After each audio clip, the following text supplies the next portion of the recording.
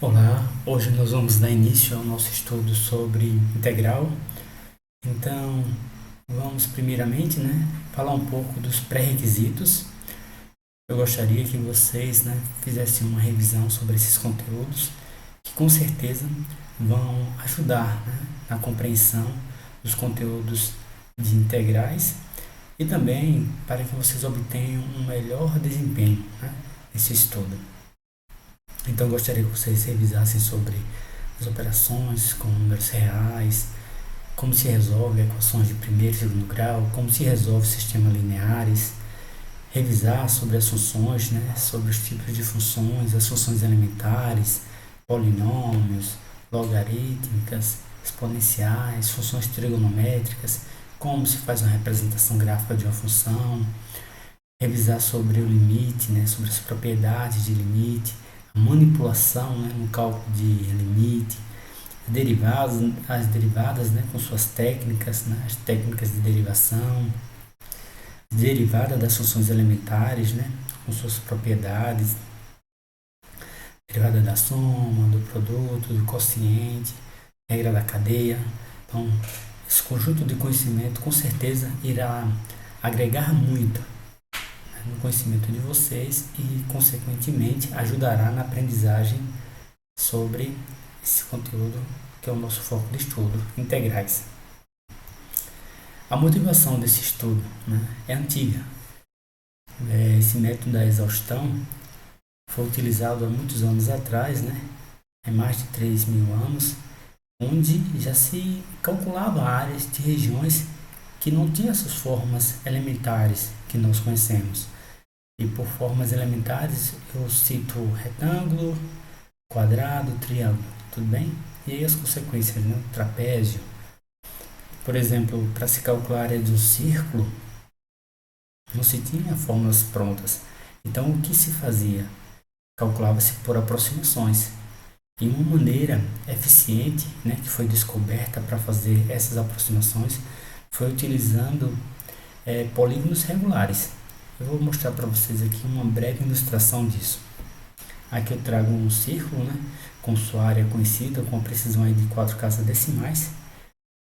E aí nós vamos fazer essa construção gradativa. Como seria aproximar a área de um círculo por um triângulo equilátero, que é um polígono de 3 lados, Então daria para escrever a área do triângulo equilátero dessa forma, mas se daria para escrever como a área de 3 triângulos menores, Nós poderíamos calcular essa área e perceber que um erro cometido é muito grande, na ordem ali de 7,3698 centímetros ao quadrado. O que nós percebemos pela parte branca, Ou seja, essa parte branca corresponde ao erro cometido. Quando nós aumentamos o número de lados, a ideia aqui era para ser um quadrado, tá? Então nós teríamos ali, poderíamos representar como 4 triângulos menores. Isso já aumentaria a precisão, pois o erro cometido já baixaria para 4,5660 centímetros quadrados. Se vocês quiserem, podem refazer essas contas direitinho, tá? Se vocês observarem, eu utilizei aqui relações métricas para encontrar as relações entre o raio e o lado do quadrado. Bom, então, continuando nesse raciocínio, nós aumentamos o número de lados e aí chegamos no octógono. Veja que o erro já diminui, dá para perceber isso, visualmente. Encontrei novamente a relação, entre a base, e a altura para calcular a área de um triângulo desse, depois multiplicar por 8. Percebemos que a área já teve uma aproximação maior, já foi para 11, então o erro já diminuiu bastante. E trazendo uma tabela para visualizar isso melhor, eu coloquei aqui, claro que eu utilizei um programa para agilizar essas contas, mas eu fiz vários testes e aqui apresento para vocês alguns, Então, percebo que quando eu cheguei ali com um polígono regular com 360 lados, a área foi praticamente igual com 4 casas decimais de precisão, tá vendo? Então, se eu desejar aumentar a precisão, basta aumentar o número de lados. Então, aqui nós já vemos uma relação de aproximar a área com o cálculo de limite. Então, trazendo, né, para os nossos dias mais atuais, então, soma de rima começou a ser formalizada ali pelo século XVI. Então, dado uma região, né, sobre uma curva, então nós estamos partindo, né, de uma situação mais geral. Então, como aproximar a área dessa região? E é até bonito pensar que essa motivação tem esse link, né, com aquele estudo realizado há 3.000 anos atrás. Por quê? Nós vamos aproximar a área abaixo dessa curva utilizando formas elementares. Nesse caso, nós escolhemos o retângulo para fazer a aproximação. Então, nós olhamos aquele intervalo e colocamos pontos nele, né, formando subintervalos.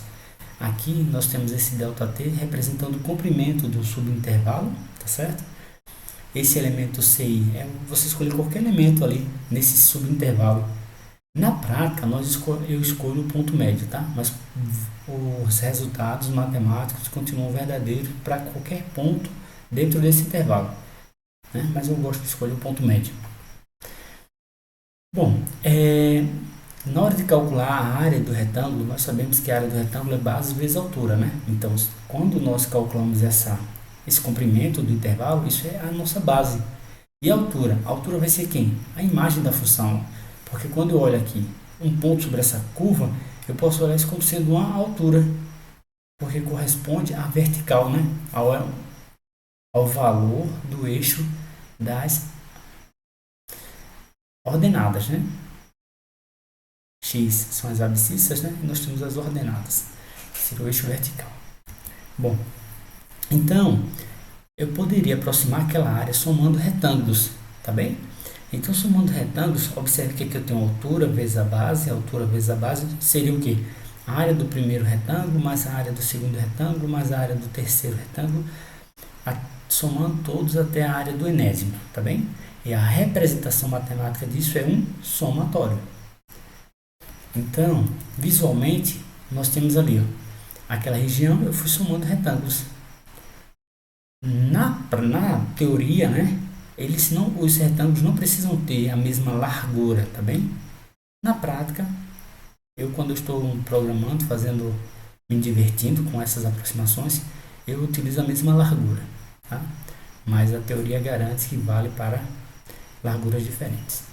É como eu falei também que você poderia escolher qualquer ponto aqui para ser altura. Mas se vocês observarem aqui, ó, eu estou utilizando o ponto mínimo como sendo altura, tá vendo? O menor ponto para ser altura. O menor ponto, quando toca, eu escolho ele para ser altura. Quando tocou na função, eu escolho para ser altura, né? Mas eu poderia ter escolhido, por exemplo, o ponto máximo. Então, meu retângulo seria aqui, né? Essa maneira que eu escrevi aqui também é chamada de somas inferiores, porque a soma que está toda por baixo da curva. Existe também a soma superior, tá certo? E aí, é uma curiosidade, né? Quando você calcular as somas inferiores são sempre menores do que a área e as somas superiores são sempre maiores do que a área. Mas quando nós aumentamos o número de pontos, as duas somas se aproximam e vão se tornando cada vez mais próximas. É justamente nesse momento que nós chegamos no valor exato da área. Novamente, a relação da aproximação da área com o limite. Então, aqui eu mostro para vocês que quando eu estou aumentando, né, o número de retângulos, tá vendo?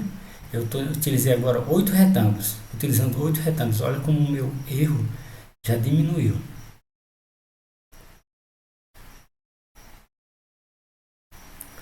Então, intuitivamente, quando aumentarmos esse número, né, de retângulos, então esse n aqui está representando o número de retângulos, né?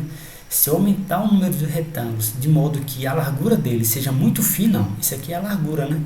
A largura seja muito fina, se aproximando de zero, é como se eu estivesse pintando aquela área, como se fosse linhas, tá certo? Então, o erro vai diminuir demais se aproximando de zero. Quando o erro se aproximar de zero, é porque eu encontro a área exata. Então, essa é a maneira de calcular a área. E essa simbologia aqui é o que dá início ao nosso tema principal de estudo, que é integral.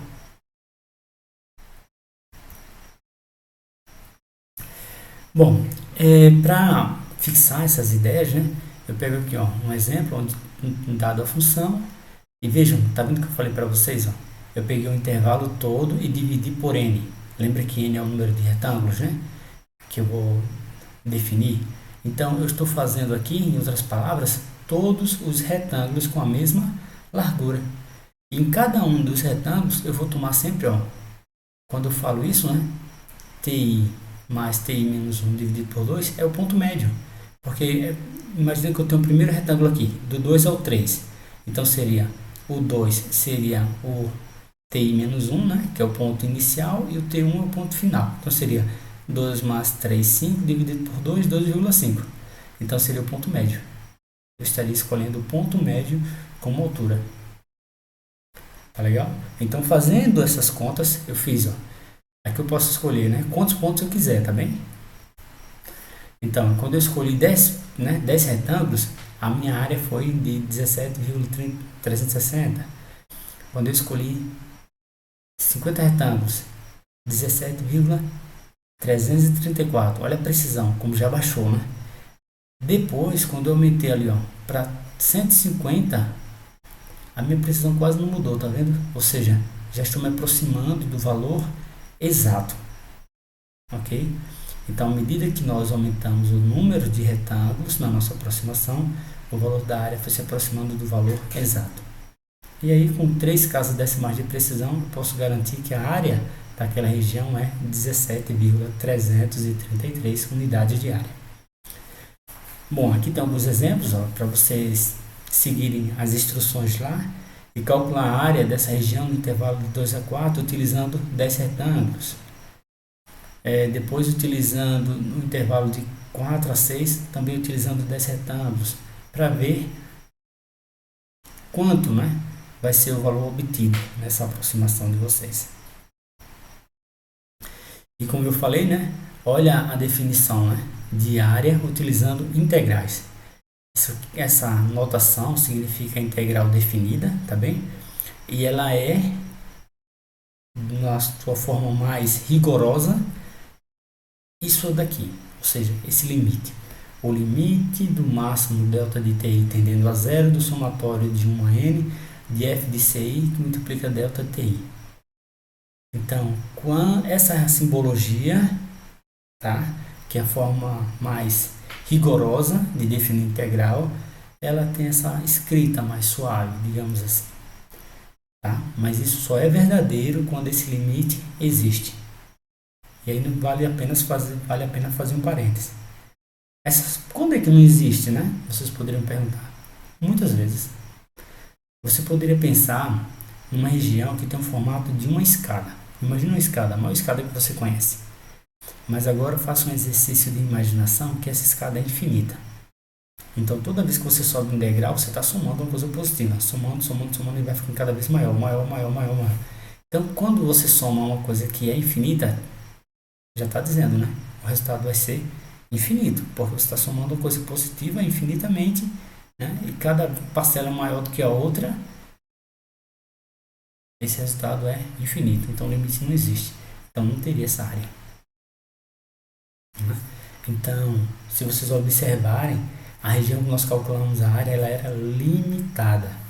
Então tem algumas características, por isso que é tão importante o estudo de funções, porque tem algumas características no estudo de funções que vão nos garantir quando esse limite existe. A função é contínua, a função é limitada. É por isso que nós estudamos tudo isso quando fizemos aquele estudo inicial sobre limites e derivada. Então, quando nós estudamos limites, depois vimos que é uma função contínua, uma função derivável, porque são características que enriquecem o estudo de integrais e também facilitam o nosso caminho, no sentido de que você está desenvolvendo um certo estudo ou um simples exercício, mas você vai identificar que a função é contínua, que a função é limitada. Você, tem integral, a integral existe. Já quando você está trabalhando com uma situação inédita, onde você não conhece essas propriedades da função, por isso que é importante ter essas ferramentas em mãos para desenvolver esse estudo e aí sim conseguir alguma dessas propriedades para poder dar outros passos e avançar na sua pesquisa, no desenvolvimento do seu trabalho. Bom, então, feito essa motivação, né, que é a integral, tem essa aplicação diária, mas desde já vale deixar claro que a integral possui outras aplicações para o cálculo de energia, de trabalho, para o cálculo de volume, para o cálculo de comprimento de uma curva, tá certo? Não é só de área não. Utilizei esse exemplo como motivação. Então, visto essa motivação, o nosso foco agora será resolver integrais. Então, vamos agora tentar assimilar, perceber e nos concentrar nas técnicas de integrações, né? Ou seja, aprender como se manuseia esse operador, como se faz conta com a integral, né? Então, vejamos. Aqui eu faço uma observação, ó. Quando a função é contínua e não negativa, nesse intervalo, a definição de integral coincide com a definição de área. Então, portanto, o valor da integral definida corresponde exatamente à área do gráfico da função de A até B. Aqui nós temos já uma definição. Quando você muda a ordem do intervalo, você muda o sentido da integral. Quando a integral existe. E se você calcular a integral de um ponto a um ponto, ou seja, quanto é a área de um ponto? Não tem essa interpretação de área, né? Quanto é a área de um ponto? Zero. A área de um ponto. Então, outro resultado importante é quando a função é contínua no intervalo, então se ela é contínua nesse intervalo, a função é integrada. Então aquele limite, lembra? Existe. Já quando essa definição é a relação que existe entre derivada e integral. Porque nós temos aqui o que é uma primitiva. Uma primitiva é uma função que a derivada dela, né, imagina assim, eu tenho uma função f maiúscula. Ela vai ser primitiva da função f se a derivada da função f maiúsculo for a função f minúsculo. Vamos pensar um exemplo simples, uma coisa que a gente conhece. Nós sabemos que a derivada da função seno é a função cosseno, né? Derivada de seno é cosseno. Então, eu posso dizer que a primitiva da função cosseno é a função seno. Por quê? Porque a derivada da função seno é a função cosseno. É isso que está dizendo. Esse nome primitivo aqui, tá certo? Você vai perceber mais adiante no nosso estudo que é um sinônimo de integral. Ou seja, f é a integral da função f minúsculo se a derivada dessa função do f maiúsculo for a f minúsculo. Também é uma maneira de você verificar se a sua integral está correta. Bom, e aqui nós temos o principal resultado da nossa disciplina, do estudo de cálculo. Quando a função é contínua, se existe a sua primitiva, né, se f é uma primitiva, nesse intervalo, então a integral é igual à primitiva calculada no limite superior menos a primitiva calculada no limite inferior. Então, esse resultado ele faz a relação. Lembra que a derivada dessa função f tem que ser essa f minúsculo, né? Então, aqui nós temos a relação direta da integral com a sua primitiva.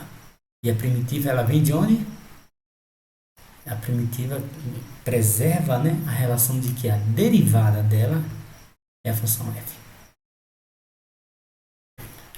Bom, aqui nós temos uma outra propriedade importante que diz que quando você tem um intervalo, você pode separar, você pode dividir esse intervalo, mas a integral continua igual. Você não altera no resultado da integral. Se você tem uma integral de a até b, e aí você simplesmente diz assim, eu vou calcular metade desse intervalo e depois calculo outra metade. O resultado vai ser igual. só para fazer, vale nos casos gerais de integrais. Mas para fazer um contexto com área, é como se eu dissesse assim, eu calculei a área da região toda, eu tenho aqui do lado esquerdo. Mas aí do lado direito eu calculei a área de um pedaço da região e depois eu calculei a área do restante. Quando eu somar, da região toda. Essa coerência, né, do resultado. Bom, aqui ó, eu trago um exemplo para fixar a ideia e aqui eu já faço um parênteses. Ó. Como é que se encontra uma primitiva da função? Vê que a minha função f minúsculo é um polinômio, né, de grau 2. Percebam que para ser uma primitiva, quando eu derivar esse primeiro termo da função f maiúsculo, tem que ser exatamente o primeiro termo aqui. Ó. Quando eu derivo aqui, lembra que subtrai 1, né? Então, quando eu derivo o 3, simplifica o 3, vai ficar t ao quadrado menos 0,5t ao quadrado. Exatamente o que está aqui. Quando eu derivo aqui, fica quanto? 4t. É o que está aqui. E quando eu derivo menos 3t, dá quanto? Menos 3. Então, de fato, essa função é uma primitiva dessa. Ok. Tá vendo? Então, eu tenho uma primitiva, aplico o teorema fundamental do cálculo. Então, quer dizer que para me calcular a área dessa região nesse intervalo, basta encontrar uma primitiva, eu já encontrei, agora basta calcular ela no limite superior menos no limite inferior. Então, eu queria calcular essa área, em vez de calcular, usar a soma de rima, que nós tínhamos visto lá, né, de aproximação, fazer o gráfico, colocar a quantidade de retângulos e obter uma aproximação, aqui nós encontramos o valor exato. E como foi que nós fizemos? Encontramos uma primitiva, depois calculamos no ponto, no seu limite, né, superior, que é o B, menos no seu limite inferior, que é o A. Essas contas eu coloquei aqui. Ó. Feitas as contas, encontramos que a área é exatamente 17,333 unidades de área. Lembra? Foi exatamente a conta que nós tínhamos feito lá com soma de rima. Então, o valor, né? Aqui, ó, claro que eu coloquei aqui apenas com 3 casas decimais, né? Isso é uma dízima periódica. Tá? Então, exatamente. Aqui eu deixo uns exemplos para vocês praticarem. Calcular a área dessa região no intervalo de 2 a 4. Depois calcular de 4 a 6. E para vocês compararem. Porque esses exemplos são os mesmos que eu coloquei antes para fazer com soma de rima. Então, é uma oportunidade de vocês verificarem essa relação entre soma de rima e integral definida. Bom, aqui nós temos outras propriedades de integral. Se a função ela é sempre maior ou igual que zero, quer dizer que a área, ou seja, essa integral vai ser sempre maior ou igual que zero. Eu peço desculpa quando falo área, né, o costume, mas esses resultados valem para a integral de modo geral. Quando falo área é mais assim, contextualizar, tá? Então, por exemplo, se você não se prender muito a isso, você vai dizer assim, mas não existe área negativa, então para que isso? Não, tenha calma. O fato é que isso aqui vale para a integral de modo geral. Então, a integral de modo geral não contempla só a aplicação de área. Mais à frente, quando nós tivermos mais conteúdo, nós vamos ver situações onde é necessário interpretar a área que está abaixo do eixo X. Como calcular a área dessas regiões sem cometer nenhum equívoco. Bom, então, nessa proposição 2, nós vamos ter que nós temos uma desigualdade e a integral preserva desigualdade. Se a função f é maior do que a função g no intervalo, a integral de f vai ser maior ou igual que a integral de g nesse intervalo. Nós temos outro resultado importante aqui que vai dizer assim, né? Quando a função é contínua nesse intervalo, então o módulo de uma integral é sempre menor ou igual do que a integral do módulo. Outro resultado importante, quando nós temos uma função contínua, isso aqui é chamado de teorema do valor médio, né? Vai dizer assim, ó, quando nós temos a função contínua nesse intervalo, existe um ponto nesse intervalo, tal que, se você observar essa leitura, está dizendo que a integral é igual à área de um retângulo, porque b menos a é a base, e o f de c é um ponto do intervalo, vai ser uma altura.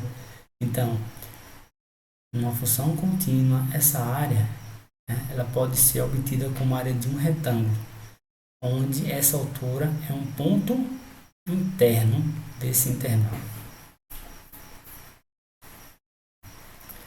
Bom, e aqui nós temos alguns exemplos simples, né, que eu peço para vocês praticarem, né, meio que revisar as propriedades básicas de integrais e associar o que vocês aprenderam com derivada e aplicar agora com integrais, tá bem?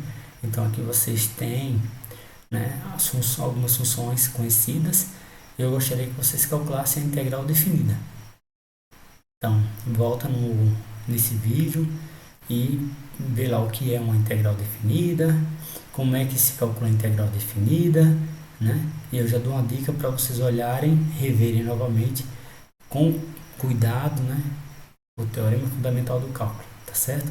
Então vamos para esse estudo por hoje aqui, e no próximo encontro, né, nós vamos conversar um pouco sobre, já dando alguns passos no nosso estudo, sobre técnicas de integração, onde provavelmente nós vamos começar a técnica da mudança de variável. Tá bem? Então, bons estudos para vocês e até a próxima.